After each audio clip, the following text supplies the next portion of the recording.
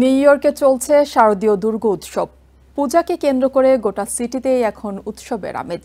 দর্শক, আজ মহাসপ্তমী পূজায় শ্রীকৃষ্ণ ভক্ত সংঘ মণ্ডপ থেকে সেখানকার সবশেষ খবর জানাচ্ছেন আমাদের সহকর্মী পিনাকি তালুকদার। এই মুহূর্তে আমি আছি নিউ ইয়র্কের একটি মন্দিরে, এটি শ্রীকৃষ্ণ ভক্ত সংঘ মন্দিরে। আজকে সকালে এখানে শুরু হয়েছে পূজা।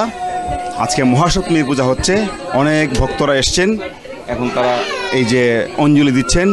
অঞ্জলিতে আমরা দেখতে পাচ্ছি তারা অঞ্জলি দিচ্ছেন। অনেক ভক্তরা এসছেন এবং কয়েক ধাপে কিন্তু অঞ্জলি দেওয়া হয়েছে। মাকে সুন্দর করে সাজানো হয়েছে এবং অঞ্জলি চলছে। এই প্রতিদিন গতকাল এখানে পূজা শুরু হয়েছে। আগামী আরও 3 দিন এখানে হবে।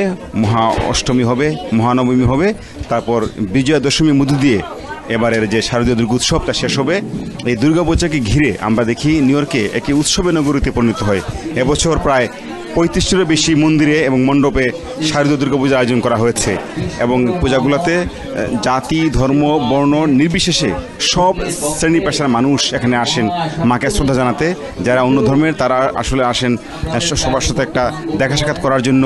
এবং এই যে এখনও একটা অঞ্জলি চলছে, পুরোহিত মন্ত্র উচ্চারণ করছেন এবং ভক্তরা পুরোহিতের সাথে মন্ত্র উচ্চারণ করে তারা মায়ের চরণে অঞ্জলি নিবেদন করছেন এবং আরও কয়েকবার হয়তো বা এভাবে অঞ্জলি দেওয়া হবে। তো এখানে এই মন্দিরে এই পর্যন্ত এখানে ছিল আমার কাছে সর্বশেষ।